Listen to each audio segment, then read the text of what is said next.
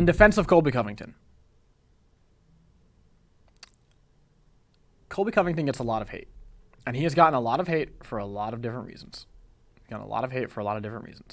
Famously, he left American Top Team because apparently he was, we don't know what the full story is. He was clashing with Jorge Masvidal, who was an OG of American Top Team. He was on a run of saying some wild shit, some of which was hilarious, some of which I didn't personally work for me, but it worked for some people. And then if it didn't work for them, the amount of visceral hate that he caught made him more of a star. That's why he can headline a pay-per-view without a title on the line. And some people think that his style is boring. I am not one of those. Some people think that his style is boring. Colby Covington is a good fighter. And he's got a couple of losses on his record, but that does not define you. And that is why I love MMA more than boxing. Your losses do not define you. One loss doesn't ruin you. And what's more is people seem to forget when Colby Covington was on the rise, right? He was making all this noise, right? He made a lot of noise. He was the first UFC fighter to visit Trump in the Oval Office. He might be the only UFC fighter to have gone there, by the way. He was a outspoken supporter of Donald Trump before it was cool to be that, right? It's kind of a switch there's a shift in the vibe now. It's kind of cool to be a supporter of Donald Trump, Dude's got a mugshot. Dude survived assassination attempt, At a time where the nation as a whole was up in arms about a political candidate, Colby Covington was in support of that political candidate. And because of that, there was a loud number of people who did not like him, right? I'm not here to talk about that. I'm here to talk about his fighting. This is fight craft, after all. Cards on the table. I met Colby Covington at a Donald Trump event, actually, at a rally. When Donald Trump went back to Butler, Pennsylvania, I also went there for work. And we were in the special guest tent. I'm doing some filming, getting some footage. And thanks, Benny, for bringing me to that. It was a wild rally, by the way. Donald Trump going back to the place that he almost got fucking killed to hold a rally and just fucking rile people up, dude. It was awesome. But Colby Covington was incredibly nice, unassuming. If you didn't know who he was, you would just think he was a nice guy. Had a nice suit on. Colby and I talked for all of a minute. I was literally in the middle of filming. I was grabbing some B-roll. And I do like a double take. Colby's walking into the tent. And I go, "Oh my God, Colby?" He goes, "Yeah, man, what's up?" I go, "Dude, I'm a huge fan." Not a lie. I like Colby Covington's style, Took me a while to come around because, and not to do with his political stance at all, but mainly because my martial arts bias. He's a wrestler, an incredible wrestler, and maybe it's because I'm not good at wrestling. Maybe it's because I'm more accustomed to kickboxing. And as far as grappling goes, I believe jiu-jitsu is the way. It's my favorite martial art, but of all of them, striking included. But wrestling tends to be a yin and a yang with wrestling and jiu-jitsu, and sometimes people butt heads. I just tend to gravitate towards fighters that are not wrestling based, and Colby Covington was beating a lot of those guys.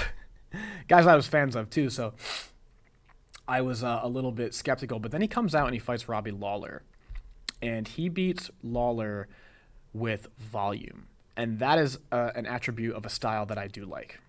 I love volume punchers. Max Holloway, the Diaz brothers. I love these guys that can go out there and just put hands on you at will, and they're going to do it until they overwhelm you.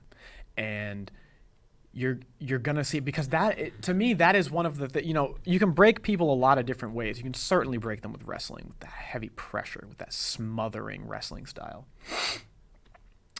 But breaking someone on the feet, everybody thinks of like knockouts, heavy punches, right? Guys who can't fight, and some guys who can, they throw everything into a punch. That's why street fights are so fun to watch, because they last for 30 seconds, because 20 seconds in, guys are gassed because they realize it takes a lot of energy to throw a punch. And when you tense up and throw everything into a punch, you're holding your breath, you're tiring yourself out, you're probably whiffing because you're tensing up and telegraphing.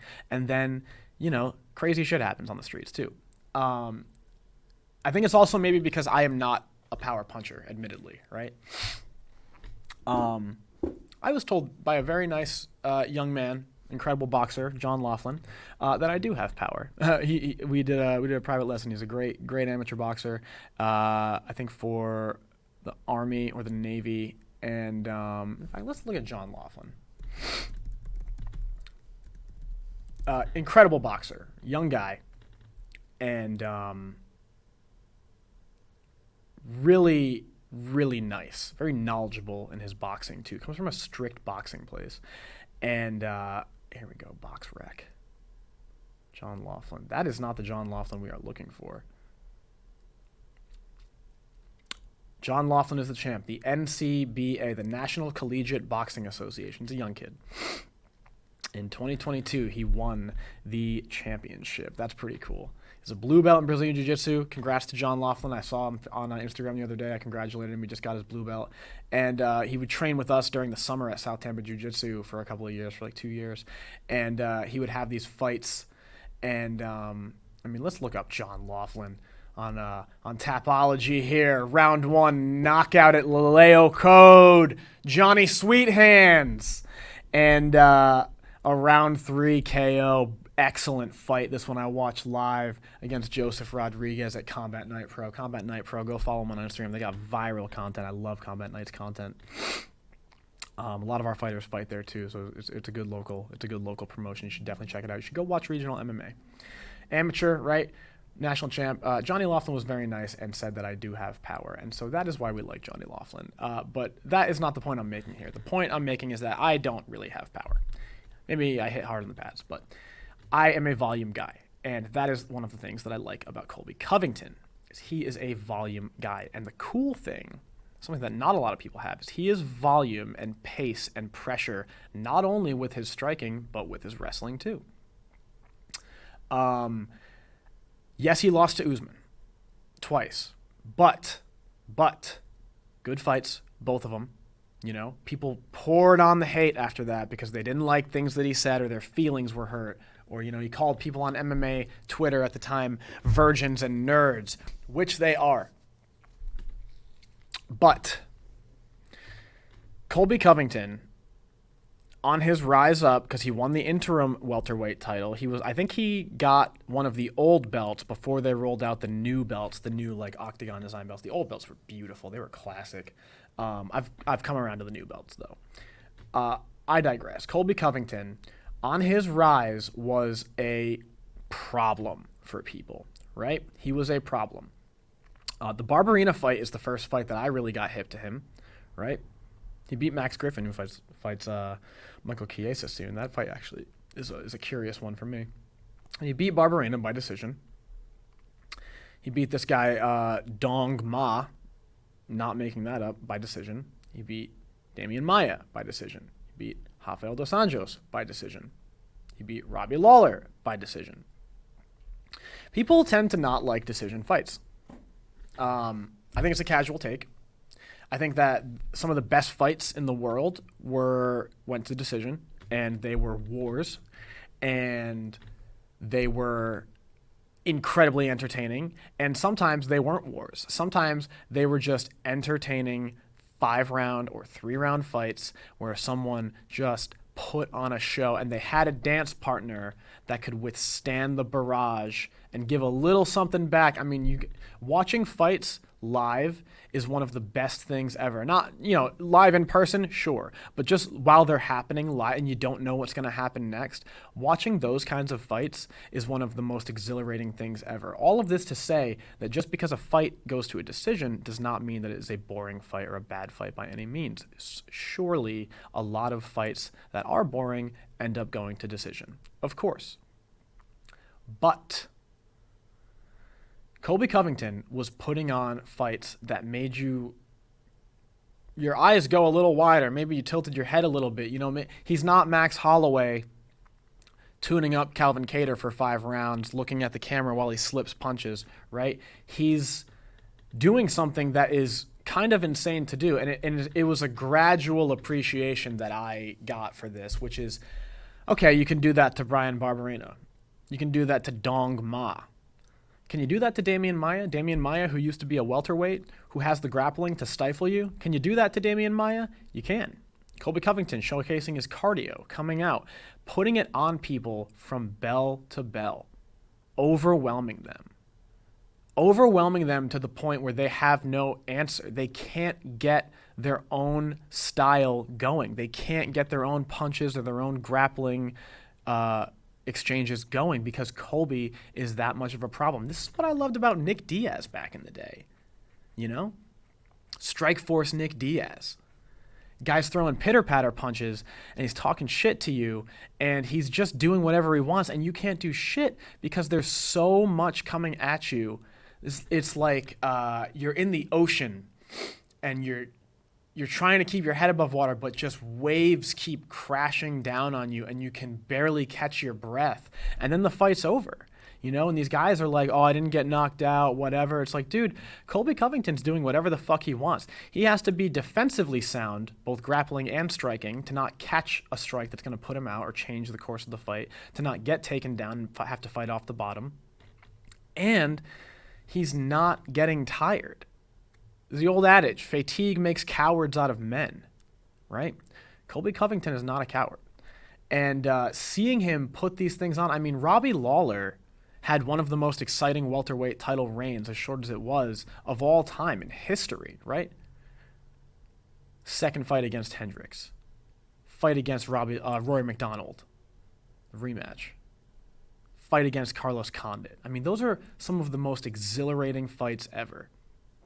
Carlos Condit, Robbie Lawler. 5-round fight. One of the best fights of all time. I'll go to my grave saying that. Lawler had nothing for Colby. Colby did whatever he wanted. Robbie couldn't even get off his power punches. Robbie's kind of like Robbie said if he was a baseball player, he'd be a home run hitter.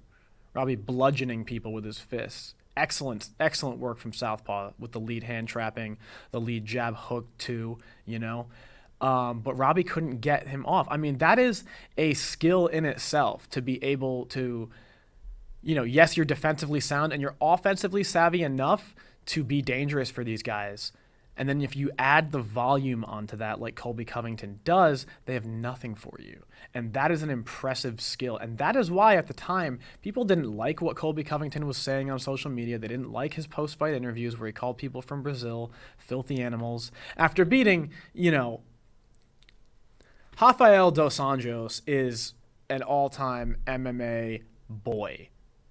If you're a real one, you like Dos Anjos. Real recognize real. And you got to love Rafael Dos Anjos, former lightweight champion, contender at welterweight for a second there. And Covington beat him by 5-round decision too. You're seeing in these fights, Colby has the gas tank to stifle these guys, to freeze them, to do whatever he wants, right? And he's a little bit of a smaller guy in this division too. And, not by much. He's not dwarfed, right? But, Usman's a big boy. Joaquin Buckley, who he fights on December 14th, is a big boy. And Colby Covington earned this reputation. I mean, Joe Rogan said it. Go back and look at these Joe Rogan podcast clips. Colby Covington was a problem for people. And they didn't give him the respect that he deserved at the time because they didn't like what he's saying. Now he doesn't get the respect he deserves because he's got a few losses in big-name fights. It's the double-edged sword that is being a hype machine, that is being able to speak for yourself, right? That is being able to self-promote and call your shots. And it's what makes people look at you. But then, these people who have never done anything, what do when you lose? They pour the salt on there. They stifle you. Oh, I knew it. He's just a big mouth. No, dude. Colby Covington is skill. Colby Covington is fucking pressure. They call him chaos. Bro, he inflicts chaos, maybe not always in the ring, right? Maybe not always in the cage. Maybe he's not having these wild wars like Robbie Lawler, but he's inflicting chaos in Robbie Lawler. Robbie Lawler can't get a shot off and he's stuck bobbing and weaving because Colby Covington won't let him breathe. Colby Covington is the tidal wave that keeps crashing. He's the wake that keeps fucking crashing out of you. And it's all you can do to not get pulled under and drown, you know? Then what happens? Fights Usman. Grudge match. Loses. That TKO. I believe there was some talk that his jaw was broken at the time. Colby refuted this later. I don't know if his jaw was broken. I don't know if the X-rays were ever released or something like that. But he loses to Robbie Lawler He beats Robbie Lawler. He loses to Kamaru Usman in a fair fight. Kamaru Usman would later go on to be ranked pound for pound #1 for a time, and earned too. Kamaru Usman was a little bit bigger, and Kamaru Usman had the wrestling style to not be worried about Colby. And Colby, a volume puncher. How many knockouts does he have? How many knockouts does Colby have? 4 wins by knockout, 4 by submission. And that's of an overall 17 wins. So 8 wins or finishes. Okay, not a crime to say that Colby Covington is not the most prolific finisher in UFC history. It's not a crime to say that. Colby, if you're watching this, I doubt you are. I love you, bro. But Usman does carry power. We saw that. We saw that with his Gilbert Burns fight. We saw that with his Jorge Masvidal fight. He has power. He carries power. Then he goes on and fights Woodley. There was a lot of hype behind this fight. He fought Woodley a little bit after when I wanted to see him fight Woodley. I wanted to see Colby fight Woodley for the belt, actually. I wanted to see Colby fight Woodley for the belt, and this was after Woodley had lost. He was on a little bit of a skid, and Colby does finish him in the 5th round.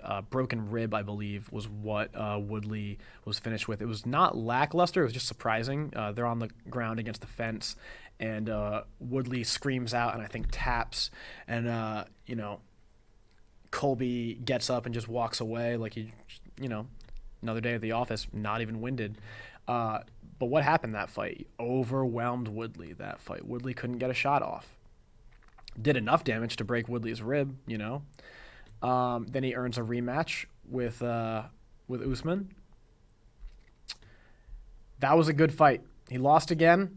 Usman was the better man both times they fought, but that was a good fight, a 5-round decision, and that was not a boring fight. If you're a casual, that was a boring fight. But if you know what's up, that was a good fight. That was entertaining as fuck. Was it a war? Was it the fight of the year? No, but it was an entertaining fucking fight, and both guys brought it that night. And Woodman was able to retain the belt. Colby Covington not getting blown out of the water, not getting completely outclassed, landed some good shots. Excellent exchanges there. But, he loses. Okay. You can't beat Usman. Usman's got your number. Brush it off. Fights Masvidal. Heated grudge match. Does whatever he wants to Masvidal for 5 rounds. Masvidal's hard to put away. I know Kamaru Usman beat him. Kamaru Usman came in with a game plan. Masvidal was a little cocky because he did decent for 6 days' notice when he fought Usman the first time. Took him to a decision. Masvidal was feeling himself. And Usman uncorked a right hand that took a piece of Masvidal's soul that night. And so for, Covington to survive that against Usman, I think was a testament to Covington more than a knock against Usman. Beats Masvidal, just fucking drowns him. And then what happens after? Masvidal attacks him in the street. Come on, dude. You're 40. You're a professional fighter. You're not living in the hood anymore. Take the loss, but I digress on that front too. After that, fights Leon Edwards, and Leon earned it that night, for sure. Leon, a big boy at welterweight, lanky too, rangy, had just come off, I believe, the head kick knockout of Kamaru Usman.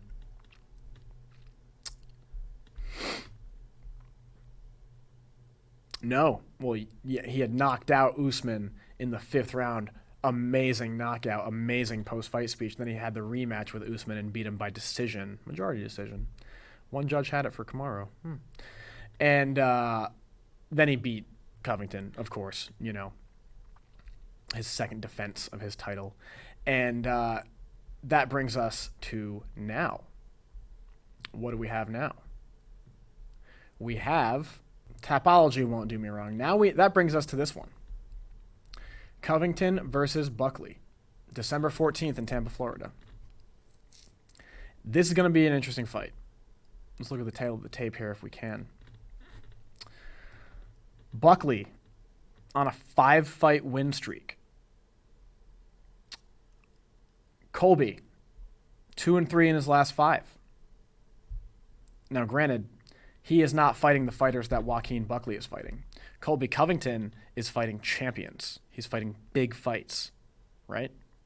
I know Woodley was long in the tooth. I know Masvidal was at the end of his run. He beat those guys soundly. Who did he lose to? Who were those 3 losses to? The champions. Kamaru Usman twice and Leon Edwards. Big guys. Guys with a game that can, if executed properly, which they were, can stifle Colby, right? Colby Covington, 36th, though. That's the big question mark. Does he have another run? That's what I want to see. He's now not fighting a champion. He's not fighting a former champion or a staple of the division. He's fighting Joaquin Buckley. Joaquin Buckley with a jumping, spinning back kick knockout. Excellent. Joaquin Buckley, 30 years old. He has the age advantage for sure. And Luke Thomas has a great stat there about, I think it's just champions over 35, having some very low percentage of guys that actually win. But I mean, it extends to fighters in general. Skill for skill, if MMA math worked, Colby beats Joaquin Buckley. He just does. He stifles Buckley on the feet, and Buckley can't get any of those big power shots off. He's faster. He darts in, uses lateral movement, and then he takes him down whenever he can, right? He may not be bigger, but he has the wrestling pedigree to take down whoever the fuck he wants. And the only disadvantage he really gives up here, aside from age, is the reach advantage. Joaquin Buckley has very long arms, 76-inch reach advantage. You know who else has a 76-inch reach advantage? This guy. Except I fight at bantamweight, so I'm fighting guys who can't reach me. When I fought. Haven't fought in a while. Would like to. Hopefully with work, time permits. But it's a big one. It's a very interesting one. It's one that I'm not sure Joaquin Buckley is ready for. Conversely, I would not be surprised if Joaquin Buckley won, right? Joaquin Buckley is a power puncher. In fact, let's take a look at who his last few fights are against. Joaquin New Mansa, 20-6. Joaquin has fallen short a few times in some bigger fights when he's been tested. Not in the way that Colby had, though. Colby lost to the best in the world. Some of them the pound-for-pound best in the world in Kamaru Usman. Or the guys who defeated the pound-for-pound best in the world in Leon Edwards.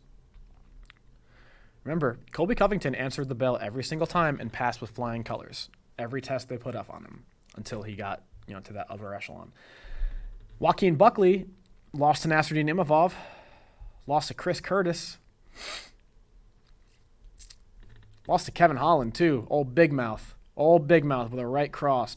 Put Joaquin Buckley the fuck out.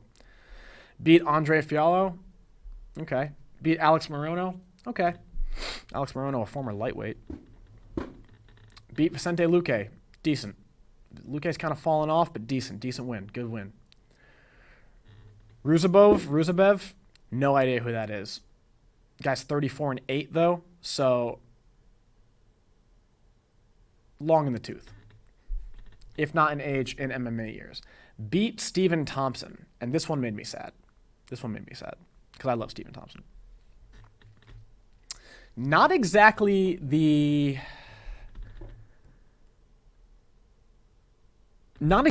pedigree of contenders that Colby was beating. Rafael dos Anjos, yeah, he's fallen off, but I mean at the time he was the guy. He was looking good at welterweight. Robbie Lawler, former champ, Tyron Woodley, former champ. This is an interesting one.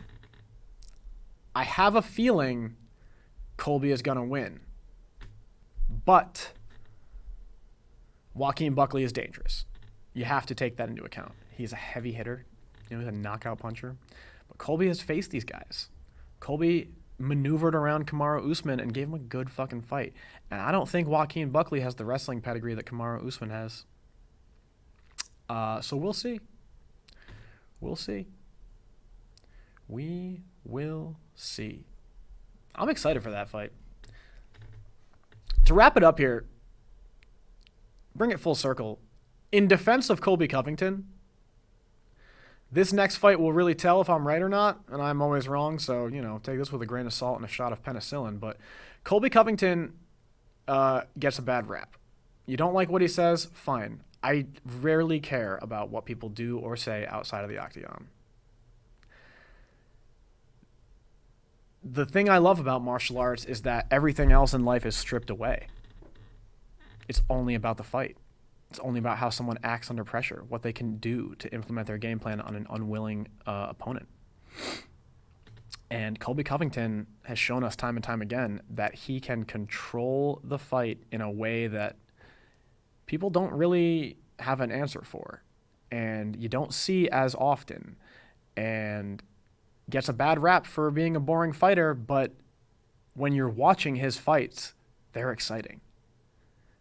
If you hear about the results, maybe you don't want to go watch a 5-round fight because you know what it's probably going to be and you think there's other fights you could watch. Maybe you're not going to rewatch some of his fights. I will. Ahead of this, I'm going to do a good breakdown, and I think people are sleeping on Colby Covington because he's got a couple of losses, and I think they're forgetting who those losses are too. And so, in defense of Colby Covington, let's have appreciation for the ability to blend the striking and the grappling. Let's have an appreciation for someone who is an All-American wrestler. Let's have an appreciation for someone who has fought the best of the best. And let's have an appreciation for people who can inflict their game plan to the extent that other fighters can't even get off a shot. I'm excited for this one. I am going to be there live. I hope to get an interview with Colby Covington. We're going to be backstage. We're going to be, probably ringside. And it's going to be a fun time. I'm going to be doing a little bit of work for the Benny Show as well, I assume. But it's going to be a fun time. Be there with producer ALX, Benny himself, and probably one more person. I'm excited. Who do you have in Colby versus Buckley? Do you think I'm off with Colby Covington? Do you think I'm just talking out of my ass? Let me know in the comments. Please, someone leave a fucking comment. And yeah, I mean, guys, we got a lot of good fights to close out the year. Excuse me, again. We got a lot of good fights to close out the year. So without further ado, that is it. This has been Fightcraft with Klein Wong. I've rambled a lot. My girlfriend's going to be pissed at me. And hit the subscribe button. Please hit the subscribe button on this channel. I'm not going away.